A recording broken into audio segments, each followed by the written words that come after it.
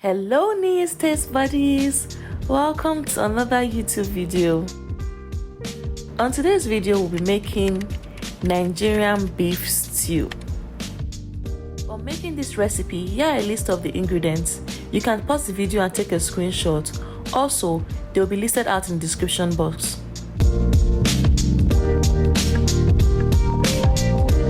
Moving right into the video, we'll start by boiling our blended tomato mix. This is a mixture of Sombo, Tatashe, tomatoes and onions. We then proceed to washing our beef. Be sure to wash your beef properly, as you can see me doing the video. After washing your beef, we'll transfer it now to our pot.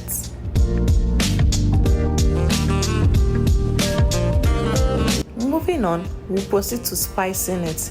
We're using nutmeg, we're using garlic powder, curry powder, thyme, and black pepper, ground pepper, and also a non-Maggi cube. We'll also add salt to taste. Then proceed to mixing it properly. Ensure that all the spices are well marinated into the beef. After that, we add a bit of water to ensure that the meat is properly boiled. We want our beef soft and succulent. At this point, our tomato mix will be properly dried. As you can see in the video, most of the water is out of the tomato mix. Time to make our beef stew. We'll start by putting into our pot vegetable oil. After adding our vegetable oil to the pot, we'll proceed to adding our diced onions. If you notice in most of our videos, I always fry the onions first because I like releasing flavors into the oil. There's just this flavor it gives to the stew.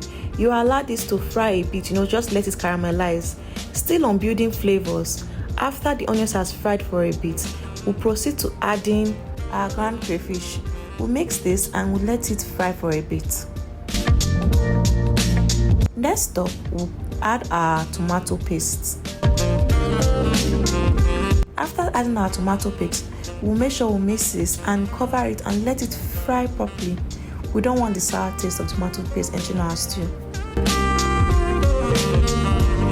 As you can see, our tomato paste is properly fried.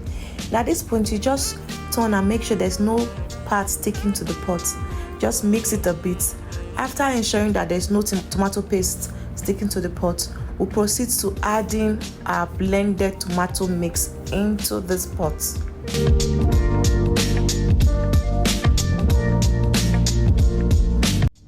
Turn and we'll stir the pot to ensure the mix of the boiled tomatoes and tin tomato paste that we fried is properly incorporated. Then we'll cover and we'll allow this steam properly.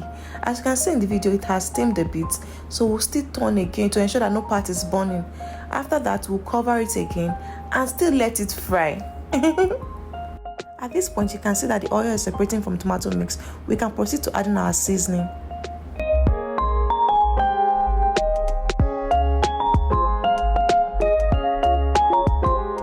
After adding our seasoning, we'll turn and we'll stir this pot. We want everywhere to feel the taste of our seasoning. We'll mix this pot properly.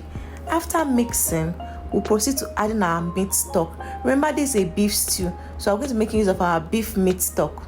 We added a bit of water, to just loosen the consistency a bit. Then we'll cover and let it boil. Now it's time for our star of the show to come into this beautiful pot. Yes, you guessed right, our cooked beef. Because remember, this is a beef stew. After adding our beef into this pot, we'll ensure we'll mix it properly because we want that flavor of the stew to get into the beef.